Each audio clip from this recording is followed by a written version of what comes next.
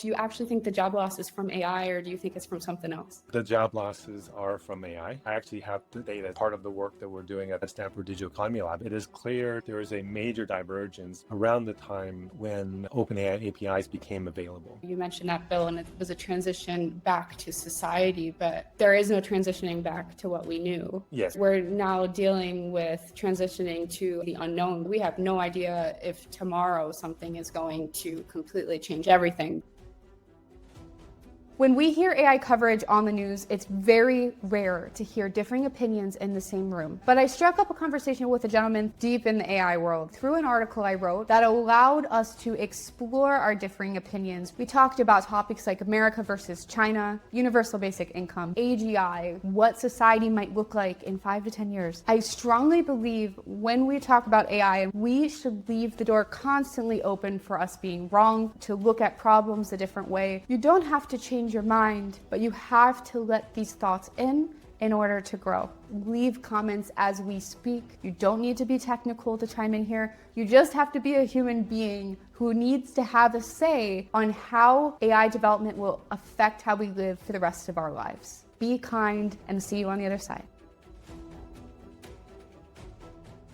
Today I'm joined by Alvin Graylin. He has over 30 years experience spanning from both Silicon Valley and China. Former global VP of HTC, serial entrepreneur, best-selling author, currently a digital fellow at Stanford's Digital Economy Lab. But you have lived and worked at this intersection of American and Chinese tech for decades. Not only have I worked and lived in these two places, I'm also ethnically divided between these two places. So I have no personal bias to try to see either one win. What I really like to see is the entire globe and our species win. I want to make sure I frame it that way because I think sometimes in America today, anybody that says anything positive about what's happening outside of America is seen as being anti-America. And I think we need to have a broader perspective. 100%. I always say, it's funny because I'm American, right? And I'm always like, of course I want America to win, but I have this moral obligation to also make sure we're protecting humanity at the same time. And sometimes that can get a little lost. To quickly bring everyone up to speed on what's going on in the policy world, USA and China both recently dropped an AI action plan, basically their playbooks for how they think AI should work globally. America's plan has 3 main things: cut regulation to speed up innovation, build massive AI infrastructure, and share tech with our allies. China's plan came about a day later, the complete opposite. They want global cooperation across countries, open sourcing everything, and warning against tech monopolies. So Alvin, both plans sound amazing on paper for different reasons, but you've worked in both ecosystems. When China talks about global cooperation and America talks about winning the AI race through innovating, what does that actually look like in practice based off of what you've seen in both? It's a complicated question and answer because I think if you look at what's happened over the last few decades, both America and China actually have been executing to their playbook. Right? And in fact, if you look at America's strategy for the essentially post-World War, it was really to maintain global hegemony over whether the economic world or the military geopolitical sphere or the financial sphere. And it has been very successful in doing that. But over the last 2 or 3 decades, China has actually risen up and turned the world from a unipolar world into a multipolar world.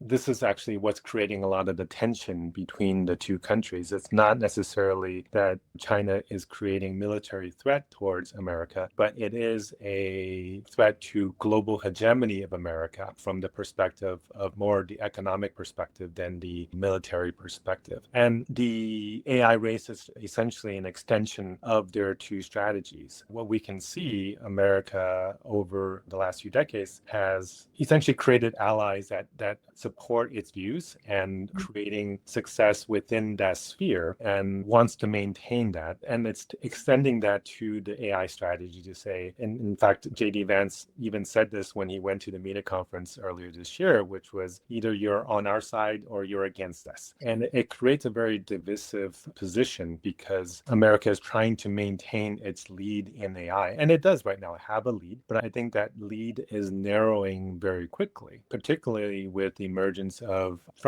near frontier open source models that are coming out. So that gap is increasingly becoming very small, whereas China has actually went the other way, and it's saying, hey, we want to create a multipolar world. We want to create a spreading of technology to as many places as possible. And they've executed that with their Belt and Road Initiative. They've done, I think, 3,000 plus projects over the last 15 years, multi-trillion dollars of investments, right? And I know there are people who say, oh, but that's just a death trap and it's trying to get other countries under its control. But if you look at the reality of what it's done out of the 3,000 plus projects and probably close to 100 potential defaults, they've actually only taken one, I guess, taken possession of one for a 99-year lease on one of the ports of Sri Lanka. Right. So that if their strategy was to try to control the world, they're not doing a very good job at it. And the things that they are building are very different than what America is building in the terms of they're building ports and schools and railways and telecom systems, which supply can be used by the individuals and people of those countries, whereas America's investments has mostly been in its military bases around the world. So China right now, it feels like a more human-centric strategy versus a national-centric strategy. Right? It definitely is. And I think, to me, on paper, to be honest, the Chinese one looks a little better to me if we're thinking about that lens of protecting humanity. But what is said in a diplomatic document versus what actually happens in practice is always two different things. A lot of this is politics, right? And I think there could be a concern based off of precedent that China would flip the script once they got a little bit more, I would say, power in this area. But I will admit that China's, for example, their energy infrastructure is significantly more advanced than the US is to be able to handle a lot of these workloads. They did reference that in the Chinese AI action plan, that the US is operating on a technology grid from the 70s. Yeah. We actually built almost no new energy production for the last 20 years. In America. Yeah, in America. Whereas China, I think last year created something like 300 plus gigawatts of actually clean energy production. So it's, if you look at the strategy in the new White House AI action plan, it's all about build baby build and drill baby drill. And there's really no thought over whether it's clean or not. And it's just about speed and raw speed. And the environmental impact. China's plan mentioned it. The US one really didn't, because we're already seeing a significant environmental strain because of AI model data centers, AI training. In the US, I'm not sure the rest of the world, I'm very familiar with the US, of course. A lot of cities near these data centers are experiencing water droughts because they're being routed to the data centers. And in the AI action plan, there were provisions to fast track water permits, acknowledging this issue, but didn't acknowledge that it could be impacting citizens, right, in their water supply. Like, that was not addressed, which is difficult to navigate a bit. Yeah. And I think there's also something that goes beyond just the environmental aspect, is actually the social aspect. And I don't think the China one addresses this enough either. But the reality is that the US focus on raw speed is missing something even more important, is that historically, it's not who invents first that wins. It's actually who scales and who deploys to the industry and to the economy that wins, whether you're talking on a national level or on a corporate level, right? And right now, the faster that we get to AGI without having the proper social safety net and infrastructure to be able to deploy it in a safe and smooth way, the faster we actually create chaos within our borders. From an America perspective, the things that we are doing could actually exacerbate the problem that the technology could create and the risks that they represent. Going off of that, you've proposed in one of your articles an AI Bill of Rights for humanity. It's basically essentially it's constitutional protections for people in an AGI hypothetical world, rights to safety, universal access to resources. Human rights for the AI age is really what it is. Yes. And I'm a huge data privacy person. Tech reach is one of my biggest concerns with AI. A lot of people feel like their data is just being taken and there's nothing that we can do. This is just the nature of innovation. So I guess looking at these two national AI plans, neither of them really address individual human rights, like you just said. What would you have done differently? Yeah, I think there's the human right aspect. There's also the job displacement aspect. And then there's also the safety of the technology aspect. So there's actually three different areas where neither of them either do enough or even mentions at all. And from a job displacement perspective, I'll go with that first because that's going to hit us faster than anything else. And the reality is that pretty much the definition of AGI is the ability for it to be able to do the valuable work of human cognitive labor. And America is about 70% white collar work, which means cognitive labor. And if a technology is going to potentially displace up to 60, 50, 70% of your workforce, that seems to be an important thing that we should try to have a social safety net so that these people are either retrained, but also have the financial safety net so that they are not out on the streets. America's always seen social safety nets as being a welfare state or something that's negative. But the reality is that we are getting to a world where the technology will give us so much increase in productivity that we actually have the luxury to do these things without having a negative ramification. If you look at places like Norway or Finland or Sweden or Netherlands, they actually have a very good social safety net today where if somebody loses their job, they can go for years without working, be provided essentially food and housing and education and healthcare. And I think we need to think about how do we provide that type of a social safety net, even though these countries actually have about 2/3 or half of GDP per capita. We need to think about how can we do that with how much more successful we are from economically, and why can't we do these things? Yeah, I think America traditionally has always been every man for himself, right? That's how it's been. We don't have access to healthcare. We don't have very good unemployment benefits, like you've mentioned. I could tell you a personal story of a friend of mine who lost their job, 2-minute notice, no severance, had been there many years, and denied unemployment benefits, which is crazy. There is 100% a job scarcity that I am in agreement with you. I think this is what you were saying, but at least I personally believe that the jobs might not be replenished, and we need to be thinking about that a little bit more. And of course, they've talked about concepts of universal basic income and UBC, universal basic compute, and all that stuff. And I started to think about looking at it a little bit more on a research perspective, because I know people have talked about it and they've had pet projects. I think Sam Altman even has one kind of testing this out, but nobody's looking at it seriously enough at the speed that we need, because these jobs are continuously being lost. But I guess on that note, do you actually think the job loss is from AI, or do you think it's from something else? The job losses are from AI. And I actually have the data. Part of the work that we're doing at the Stanford Digital Economy Lab is actually looking at the employment impact. And it is clear that there is a major divergence that happened in employment around the time when OpenAI APIs became available. And it affected the technology workforce more than other workforces. It affected the youth employment. So between 20 and 25 segment were dramatically affected, and the diverge in terms of new hires and new payroll data. And what that is showing is that in the early stages, first people it will replace is actually the lesser experienced people. But what we're finding is that over time, the data is showing that even more mature mid-tier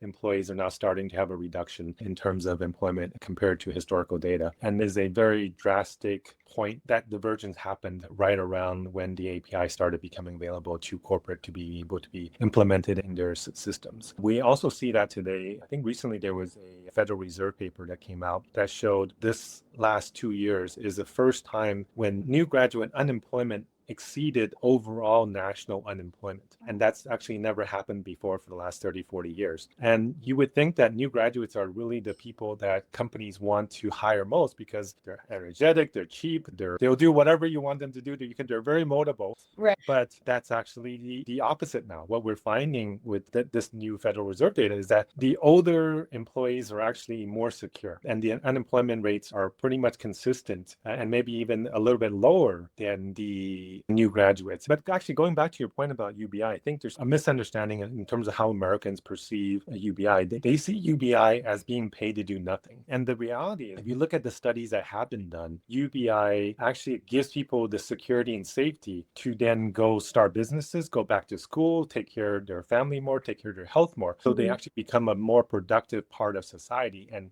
they contribute more to the economy than they actually receive. And so the way to think about it is actually UBI is not be paid to be doing nothing. It's being paid to do what you love. And when you do what you love, you're going to be better at it. You're going to enjoy it more. You're going to be happier and you'll contribute more. And that's what America needs to do for its population, just like we did for the GI Bill. And in 1944, Roosevelt created the GI Bill, which essentially gave every returning military person, and there was millions of them coming back from World War II with no place to go, no employment, no school. And so they gave them free schooling, they gave them stipends, they gave them a year of full unemployment, they gave them housing loans. They just made it available for these people to smoothly adjust back to society. And we need to do that, but we need to have essentially a GI Bill for the AI age, because we're not going to have a few million people coming back. We're going to have tens of millions or maybe 100 million people that is affected by what's coming in the next 5 to 10 years. You mentioned that, Bill, and it was a transition back to society, but I feel there is no transitioning back to what we knew. Yes. So we're now dealing with transitioning to, I don't want to say the unknown, but we have no idea if tomorrow something is going to completely change everything. The speed of innovation is just absolutely incredible. And from a cognitive psychological perspective, the AI fatigue, I'm sure you've heard of this too, is real. I feel like a lot of people have this sense of loss of hope. And I wonder if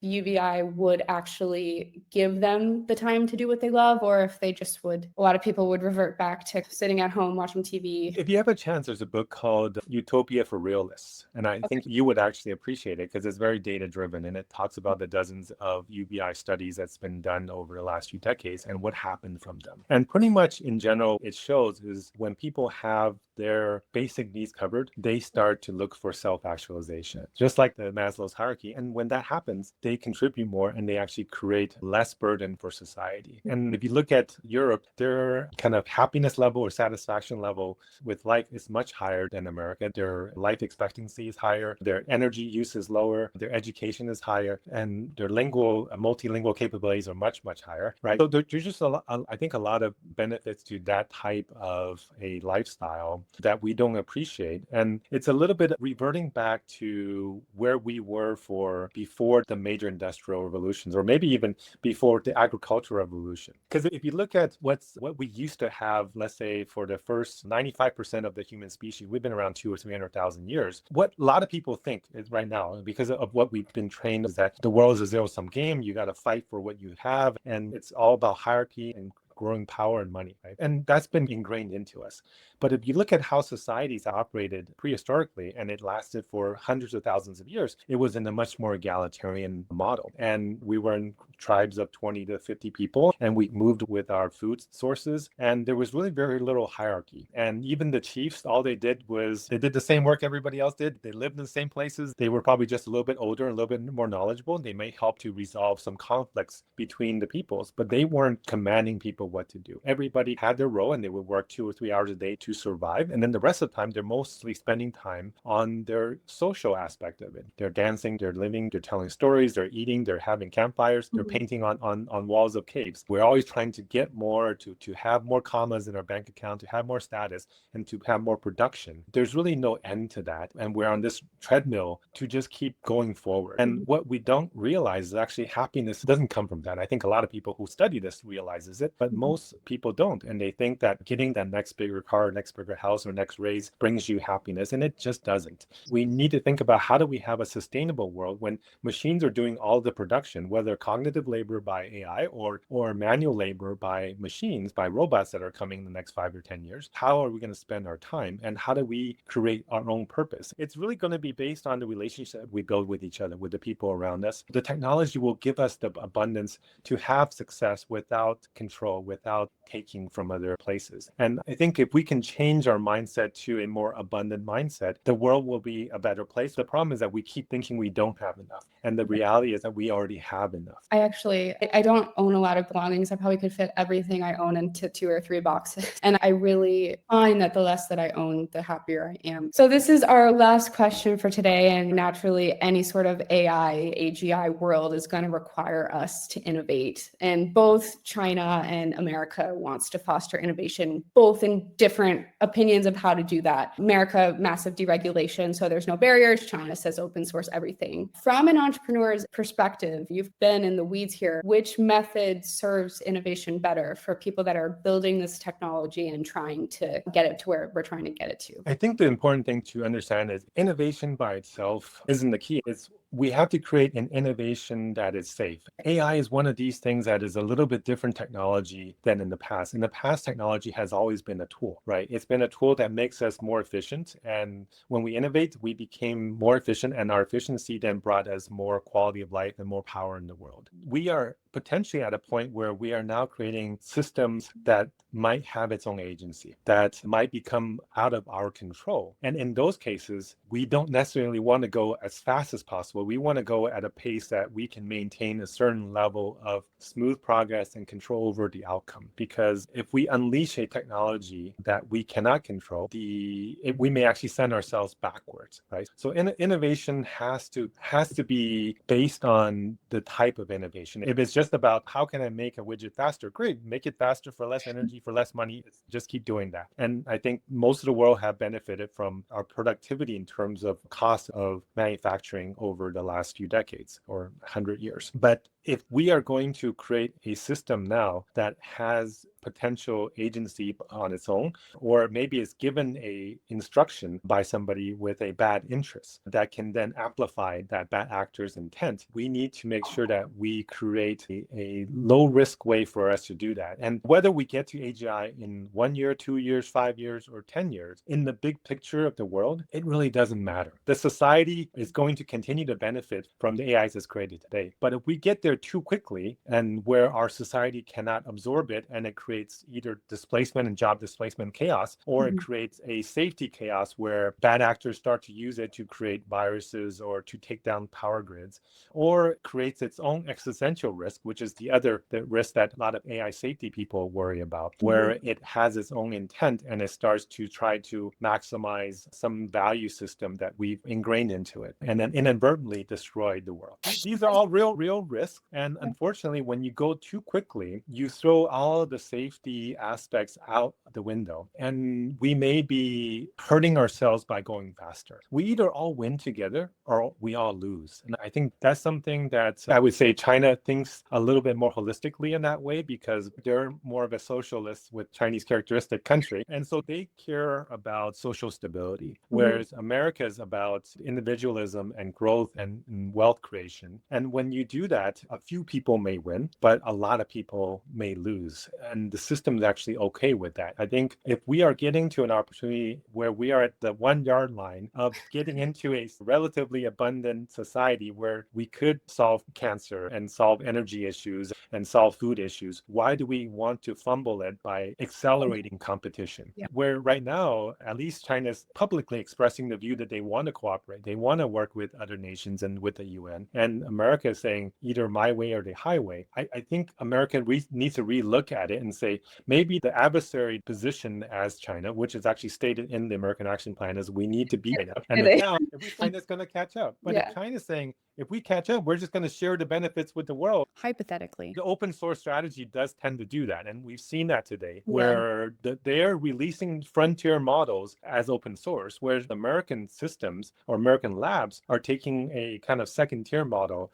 to open source. And that just happened last week with OpenAI's GPT OSS. Right. And the strategy is at least based on action. I look at action more than I look at the words. At least right now, the actions of both countries are consistent with their stated positions. And I would like to give people the benefit of the doubt, because the downside of accelerating and escalating conflict is very bad. The downside of cooperation is that, okay, maybe economically we're not as dominant as we are today. But if we're already the biggest country in the world, the most powerful country in the world, and the richest country in the world, why are we so afraid of sharing some of those benefits with the world? I don't think AGI is even going to be possible with LLMs, to be honest. In my opinion, we're seeing a decline in performance, even if the benchmarks are crushing it. But exactly what you were saying, the speed of which we do this, there was an expose called the OpenAI files that was released about a month ago or so of evidence that showed that they were completely skipping AI safety checks, red teaming, because they just wanted to get these models out quicker.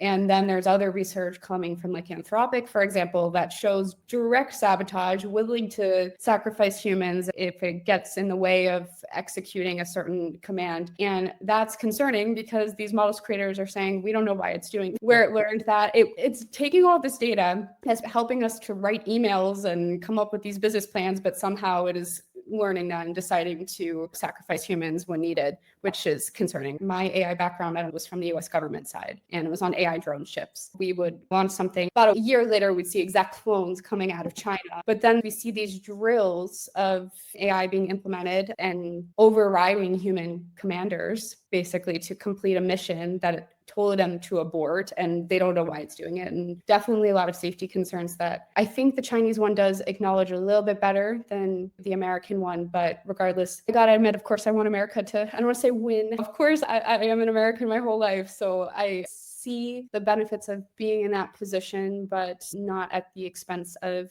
humans. So we'll have to see how this all kind of plays out. Actually, one quick point though to what you were talking about with AGI. I think the problem is that a lot of people think these changes only happen when we get to, and the definition of AGI has been shifting for a long time. For whenever we get to something, some people would call AGI, somebody moves the benchmark. Because according to the original Turing test, we probably passed that a couple of years ago already. Now, the point is, we don't necessarily need AGI to create the dangers that we mentioned earlier, particularly the ones with the bad actors. Actually, most of those are narrow AI, right? To be able to create biological weapons or hack systems or chemical weapons. Those are actually, the narrow AI will do that already for you today. And by bifurcating our ecosystems, we actually leave a lot more room for bad actors to hide and to find opportunities to attack the society. The other issue is for AGI to have a lot of impact on job displacement, you also don't need full AGI. Actually, AI today, plus agents, plus tool use, can already do a lot of work of average, I guess, white-collar workers today. I'm sure you've seen the recent data that shows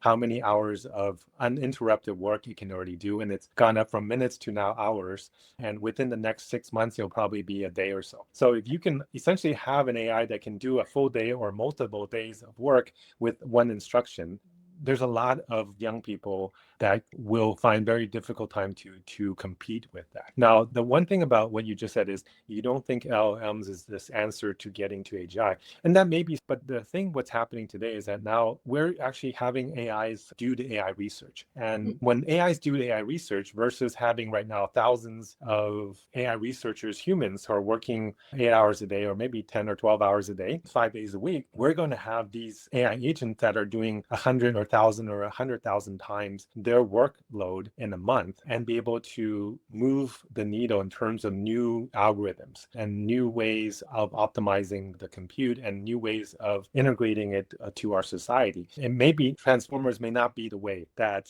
our AIs will look a year or 2 years or 3 years down the road. So I guess, guys, what do you think? We talked about a lot here. We talked about universal basic income. We talked about team cooperation versus team competition, really, America versus China. Do you guys feel like either of them will work, or do we need something completely different? Let me know in the comments. Alvin, thank you so much for your time. It's been a pleasure. No, thank you, Veronica, for inviting me. And for those of you who are interested, please check out my Substack. It's called the Abundantist Substack, and it talks about some of the things that Veronica mentioned, the Bill of Rights, and the kind of a review of the AI action plan, and also just what the world is going to look like when we potentially get to an abundant type of a society, and how do we need to restructure the way we operate. So that was quite the conversation. Alvin is such a wonderful person to talk to. Please chime in on what you thought. Please be kind, guys. I don't like mean comments. We are all here to learn together, but contribute to the conversation. What do you think is the right way for the future of humanity in terms of how we should approach AI development? Please remember to comment, like, and subscribe. I hate saying that. It's so awkward. I'm such an awkward human being. But guys, I really need it. Your support really helps me to keep going and to have awesome guests like Alvin in order to challenge my beliefs and give you a very holistic opinion of how AI will look in the future.